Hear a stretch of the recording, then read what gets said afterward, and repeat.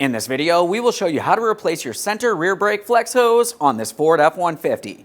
This will be located under the center of the rear of your vehicle. Let's get into it. Let's prepare to remove our driver's side rear wheel. To do this, safely raise and support the rear of the vehicle so the wheel's off the ground. If you have a center cover, go ahead and remove that. I'm using a small pry bar for this. I'm just finding the slot in the center cover. We'll pry this out in place. Once you have that removed, it exposes our 6 21mm lug nuts. Let's remove all of these and the wheel.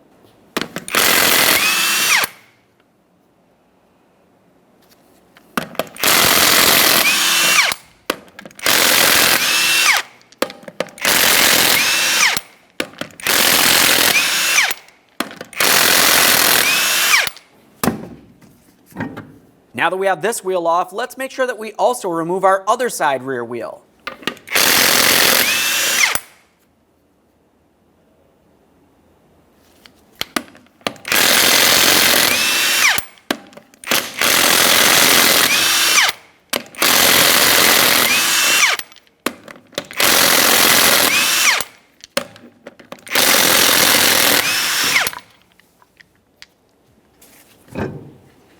With both of the rear wheels off, we're going to pay attention to our rear calipers. We need to make sure each one of the rear bleeder screws opens up, assuming you're only bleeding the rear.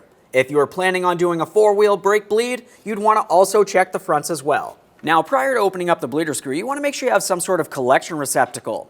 I have one that has a hose that can go directly onto my bleeder screw. Otherwise, just make sure you have a collection bucket underneath this area. Commonly on your bleeder screw, you're going to find that you have a protective rubber boot. Let's go ahead and remove that. You may need a pocket screwdriver. Just give that a quick inspection, set it aside. The bleeder screw on this vehicle, you're going to be using a 10mm. I've got my collection receptacle here. Let's get this in place.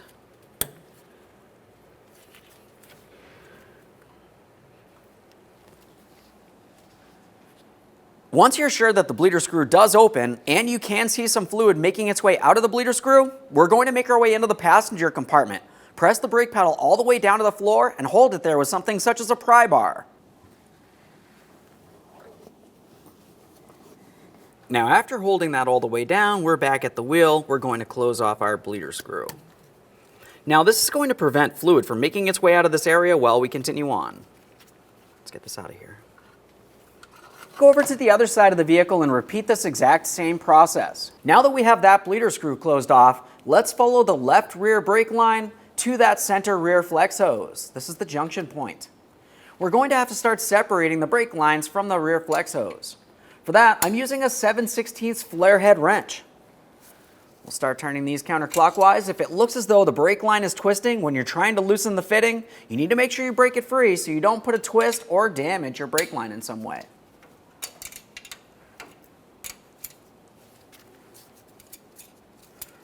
Plenty of movement there. Let's go ahead and do the same exact thing on the other side.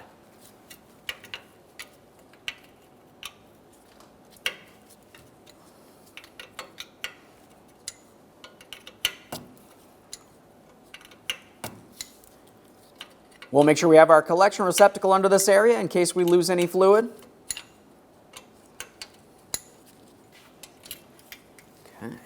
Now, after removing each one of those two lines and giving them an inspection, we're going to remove our breather tube from this area.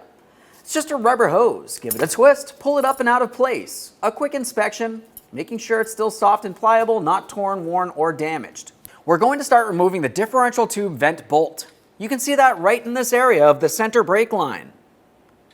Now, when you try to remove this using your 14mm, there's a couple areas that this could get stuck. One would be the differential tube. It's threaded, and this screws down into it. If you break it off in the differential tubing, you're going to have to get the rest of it out of there so you can reinstall a brand new through bolt. Otherwise, it could get stuck inside the flex hose itself. I've seen that before as well.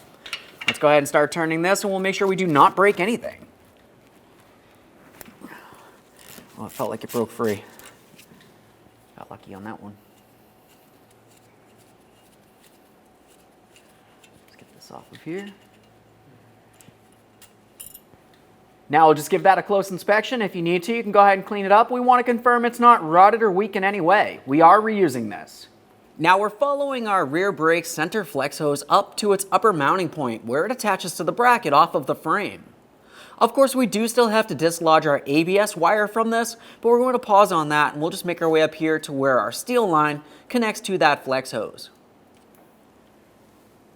I've already sprayed this with some penetrant. I'm also going to use a wire brush around the fitting, and we'll be using a 7/16 flare wrench to loosen this line.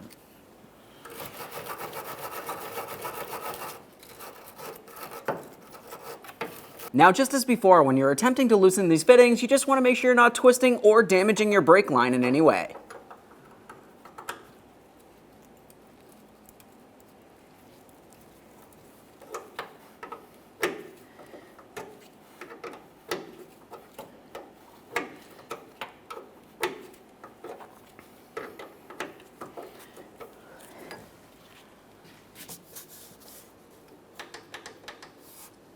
All right, that line has movement in the flex hose. Let's continue on with removing our clamp, holding the flex hose in place.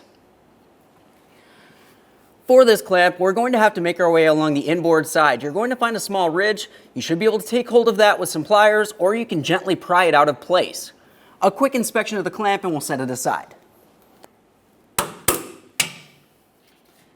There's our clamp. Now we should be able to take hold of that brake flex hose. We're going to give it a wiggle from its bracket, and then we'll remove our ABS wire from the hose itself.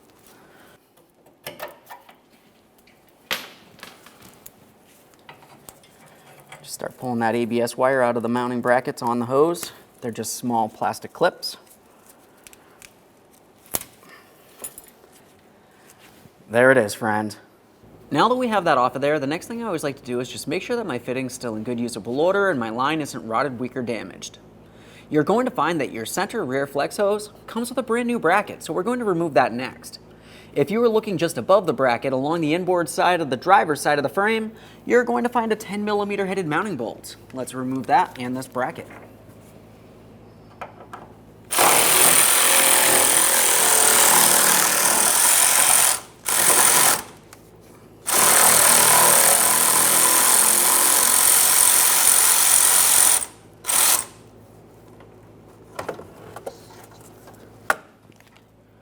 There's our bolt. We can get that bracket off of there. We'll recycle the bracket. We're going to be reusing the bolt. In the same area that we just removed that bracket and bolt, we'll make sure we clean it up. I'm just using a wire brush for that.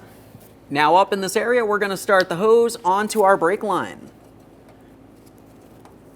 Just be turning that fitting. Now that we have that started on, let's pause on that and we'll continue on to our bracket bolt.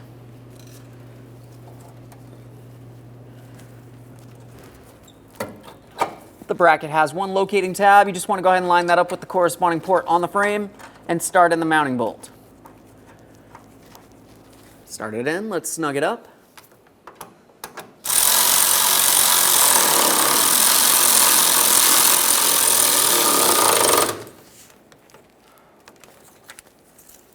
Double check to make sure your bracket's secure. Now we can tighten that line with our 7/16 wrench.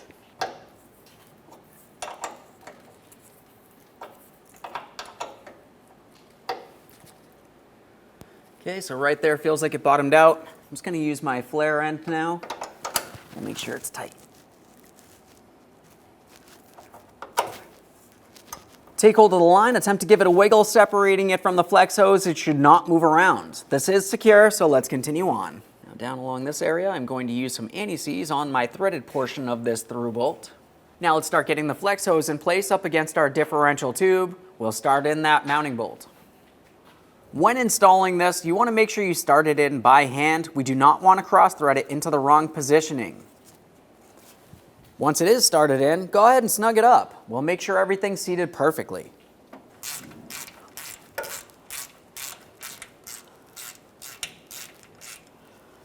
Double check to make sure it's secure. You do not want any dirt or moisture making its way into your differential.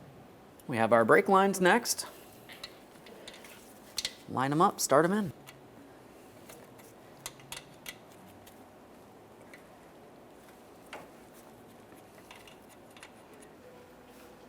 There we are, that one bottomed out.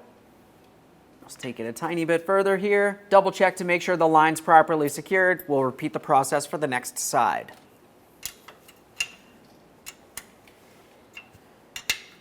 Right there's bottomed out. Make sure everything's secure. Now we can secure our ABS wire to our brake flex hose. That just slides in between the two ears of each one of your locking clips. Once you have that in place, you just want to make sure it's not hanging in an area that could potentially get damaged while you're driving down the road. Now it's time for our vent tube. Just slide this right on over this, press it on. Double check, make sure it's secured. If it feels like it's loose and you have some slack, you could trim it, or you can use a wire tie around this, holding it in position. Now that we have that center flex hose installed, we're over towards the passenger side caliper next. This is where we're going to start a gravity bleed. We have our collection receptacle underneath this area. I'm using my 10mm to open up the bleeder screw. We're waiting to see a steady trickle of fluid making its way out with no air bubbles. There can be no air. Now after you're sure that you only see fluid making its way out with no air bubbles, we can go ahead and close our bleeder screw.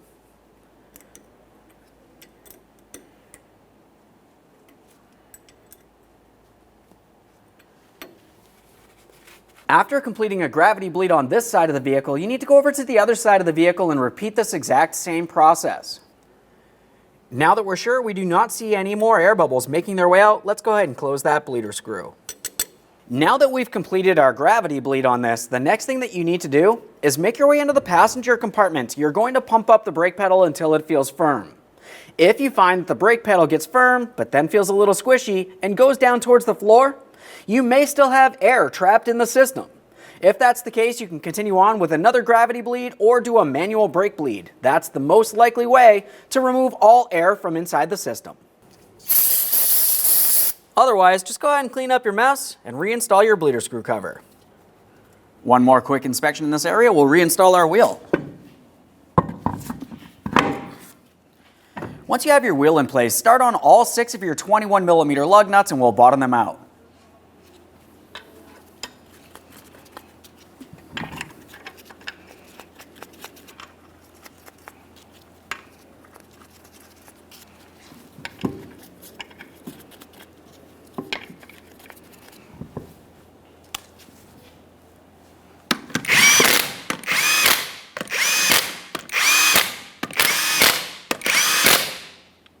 Now with the wheel safely on the ground, let's torque each one of our 21mm lug nuts to 150 foot-pounds in a crisscross manner.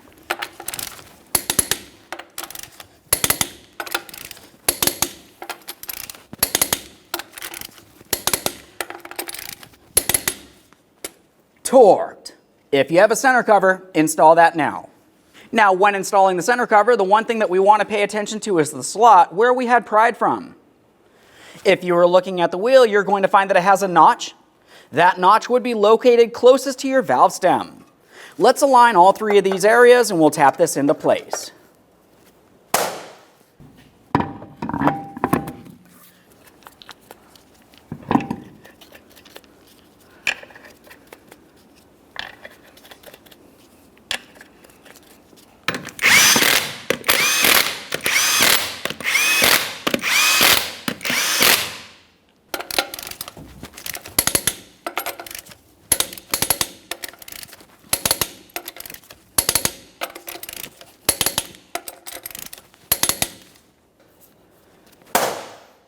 Perfect. At the master cylinder, we're going to go ahead and remove all the fluid from in this area so we can replace it with brand new brake fluid. We don't want to use any of the pre-existing brake fluid.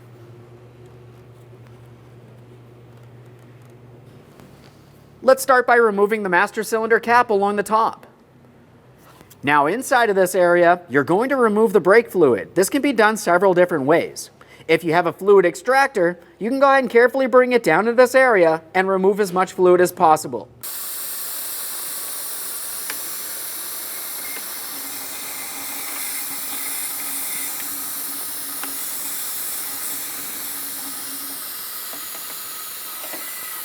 And we'll just go ahead and top off our fluid. We're using brand new .3 or .4 brake fluid. It's really up to you.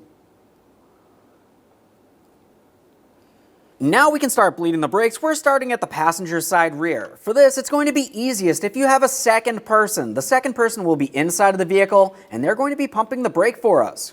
What we need them to do is pump up the brake approximately 3 to 5 times until it feels firm.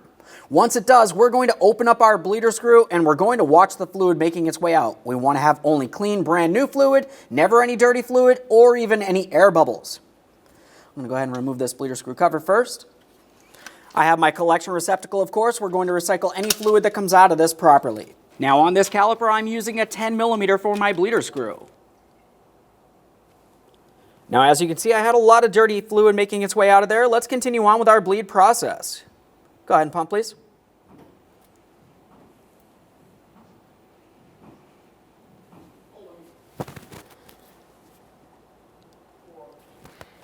Go ahead and pump.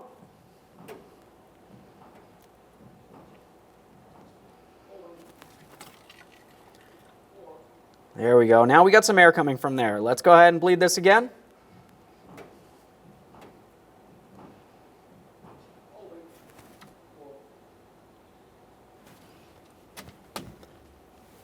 Now, once you feel as though you've removed all the dirty fluid and air from in the system, go ahead and remove your apparatus, and we'll continue on cleaning our mess and reinstalling the bleeder screw cover for this caliper.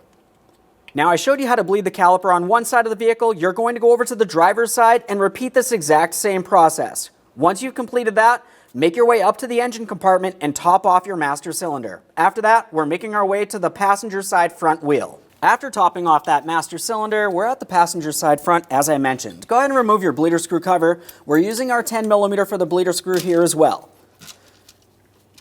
Go ahead and pump up the brake pedal, please.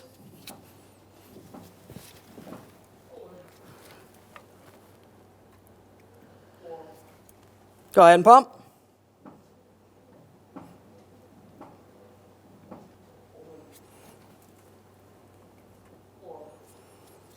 Go ahead and pump.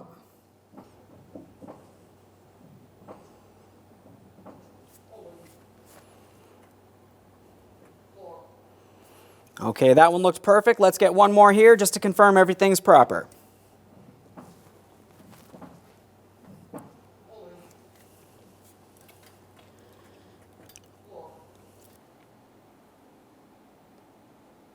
Let's get that off of there. We can clean up our mess. Reinstall our bleeder screw cover. Now at this point, you need to go over to the driver's side front. You're going to repeat this exact same process, and we're ending back up under the hood. We're going to bring this all the way up to the maximum line.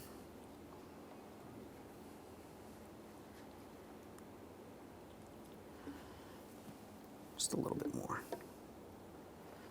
Reinstall your cap. Okay, friend, we finished bleeding our system. The next thing that you want to do is make sure that you hop in the passenger compartment, pump up the brake pedal, and confirm that it stays firm. After that, reinstall every one of your wheels and torque those lug nuts to 150 foot-pounds and take your vehicle for a road test. Thanks for watching. When only the best will do, demand TRQ. The only company that lets you view before you do. TRQ is committed to offering the highest quality aftermarket auto parts that are engineered for peace of mind. Thanks for using and viewing with TRQ.